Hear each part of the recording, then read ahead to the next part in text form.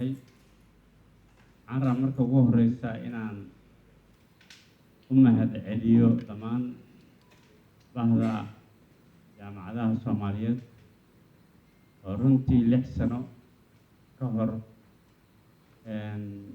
2015 bishii August 25-keedii noo doortay inaan hogaamino marka xilkii koowaad naga dhamaadayna noo cusboonaysiiyey noona badiyay teerankii koowaad wuxuu ahaa 2 sano teerankii labaad markii naloo bogaa waxaa nalooga dhigay 4 sano marka aad iyo aad u mahadsan yihiin 6daas sano ayaan hogaaminaynaa ururka jaamacadaha Soomaaliyeed tiimka aan ku hogaaminaynay waxay ahaayeen tiim si mutadawacnimo ah u shaqeynaya ayagoo mas'uuliyad iyo waajibaad kale ka haya jaamacadaha sida aan wada ogsoonahay jaamacadaha baahida keentay in ururkan la aasaaso waxay ahayd in loo sahlo ardayga Soomaaliyeed ama xamar ardayga ka ah haddii dantu ku qasabtay in reerkoodii ay beledweyne u guuraan ama Hargeysa u guuraan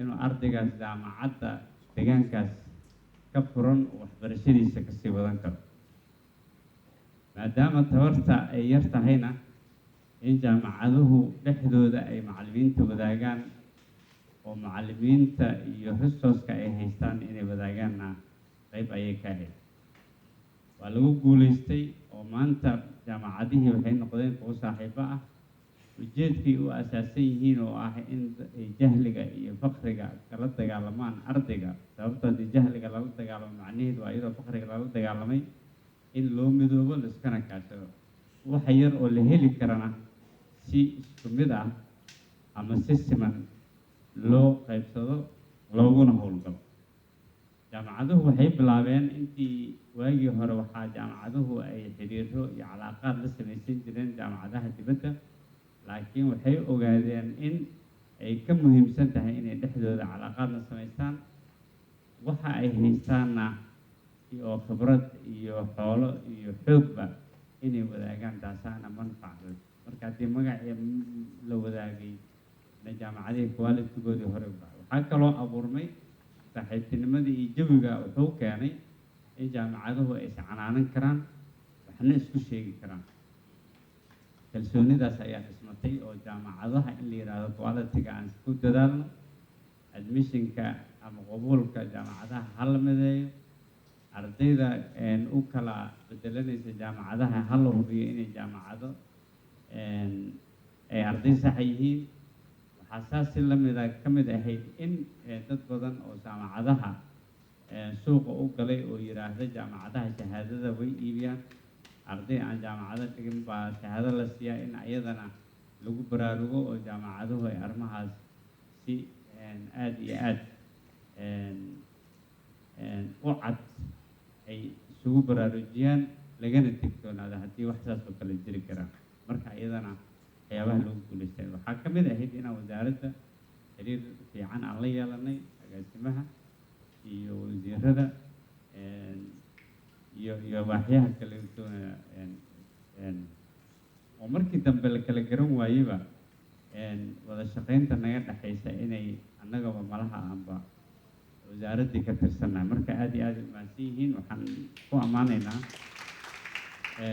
wada shaqayntay noo muujiyeen wasiiradii xigxigay teerankii hadda u dambeeyey oo wasiir cabdiraxmaan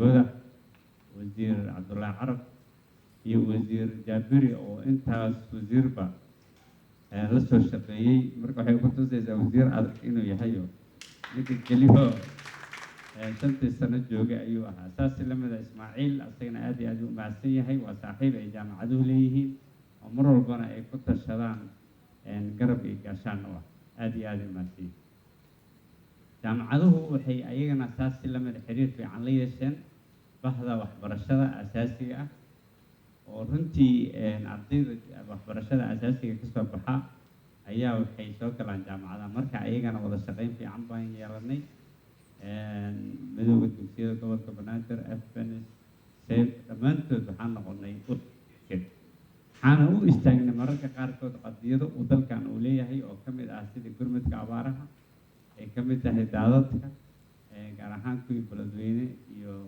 hirshabeelleba kusoo noqnoqday inaan wixii karaankeenna aan ka geysan. waxaan iska kaashanay in madxafka qaranka dibadhiskiisii ama dibadactirkiisii ay jaamacaduhu ay kaalin mugle ka geysteen iyaga oo usii marahayo wasaaradda. marka haddii xoogga la mideeyo wax badan ba ayaa la gaari karaa. dabcan waa soo dadaalnay laakiin dee wax walba oo annaga aan rabnay inaan xaqiijino maanaan xaqiijin. jaamacaduhu saas si la mid ah waxay rabeen inay bahda caafimaadka iyo isbitaallada iyagana la shaqeeyaan. waxaan xiriir dhow saas si la mid ah aan la iskubisanay wasaaradda caafimaadka iyo isbitaalka banaadir oo ah isbitaal runtii mar walba albaabadiisa u fura jaamacadaha kuliyadaha caafimaadka leh. annagana waxaan insha allahu tacaala ka rajeynaynaa nabadelay inay calaaqaadkaas ay aada iyo aada ay si dhow na ula socdaan siina horumariyaan. sababtoo ah waa jaamacaduhu kaalmo ayay ka geysteen dayactirka qaybta ka banaadir. insha allah waana sii wadaynaa. jaamacaduhu kalsoonidoodii hore aan u sheegay inay dhismeen. saas si lamid a waxaan aada iyo aad aan qeyb muhiim ah ka nahay ururada bulshada oo ayagana shirarkooda oo meelo khatar ah mar la gaadhay aan iska kaashanay sidii gadihan jaamacadaha loo soo bixin lahaa iyo waxbarashada gaar ahaan magaaladan khalkhal amniga uu galay sanadkii hore bishii abril. iyadana ilaahay mahad iska leh waa wada shaqeyntaas waa lagu guuleystay. mar walbana waxaan nahay qeyb ka tirsan bulshada rayidka waxaana u taagannahay in bulshada rayidka ay xoogeysato ayna noqoto quwad jirta oo aan siyaasaddana ku milmin haddana waxaa dadka iyo dalkan u fiican qareen u ah. saas ayaanan ugana mid nahay ugana sii mid ahaanayn doonaa insha allah. ilaa haddana siday usoo hogaaminayeen aada baan qaale uga nahay ugana qanacsan. meeshaan shirweyne ayaa ka dhacay doorasho aada iyo aada u kulul ayaa ka dhacday. taas waxay tusaysaa in midooda ururka jaamacadaha soomaaliyeed uu yahay urur guuleystay, dad karti leh, aqoon leh, sharaf iyo karaamo kule bulshada ay oo ay adkeyd in la kala xusho. laakiin markii go-aan inaad gaarta ay tahay waa inaad go-aan a gaartaa. dhuumasho iyo gagabasho iyo dib u dhigid ma laha. marka haddii ay noo suurageli lahayd in doorashada laga dhuudhuuman karo waa ka dhuudhuuman lahayn oo aan qof ugu faataxayn. laakiin ma dhicinoo dantaa nagu kaliftay. doorashaa dhacday. waxaa ku guuleystay guddoomiye biday guddoomiyaha jaamacadda banaadir. waxay isla soo hareen guddoomiyaha jaamacadda imaam shaafici doctor cabdiqaadir. waxaa lagu kala adkaaday 2 cod. waxay tusaysaa baasha say u adkay. doorashana sideedaba inay adag tahay annaga waa maqli jirnay laakiin hadda ayadoo mid yaroo 40 jaamacadood ay ku maayeen ay ahayd. haddana waxaan xaqiiqsanaynaa in doorashadu ay tahay sideedaba business aan fog. si kastaba ha ahaatee marxaladdaas waa kasoo gudubnay. dankaafi oo isagana guddoomiye ku-xigeenka jaamacadda balasma waa la doortay. guddoomiye ku-xigeenka inuu noqdo koowaad. doctor cabdirasaaq waa isagana guddoomiyaha jaamacadda kismaayo isagana waxaa loo doortay. marka madaxdana bedeli doonto barasho wanaagsan. dabcan intay soo istaagi doonaan waadna arki doontaan. innaga waxaan diyaar u nahay inaan wada shaqeyn aan buuxda aan u muujino. waxaan diyaar u nahay culayska ay qaadeen intaan la fududeyn karno aan la fududeyn. ilaahayna waxaan ku baryaynaa inay ku guuleystaan oo horay loo wada socdo.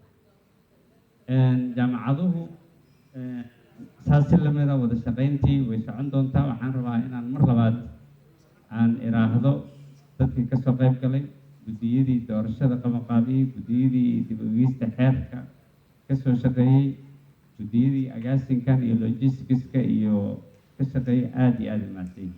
marsarafta kala duwan oo saaxiibada la ah bahda waxbarashada ee halkan soo xaadirayna aad iyo aad ayaan kaga mahadcelinayna waqtigiina qaaliga ah kolley xil in la wareejiyo hawl fudud ma ahane laakiin waa inaan iska wareejino soo ma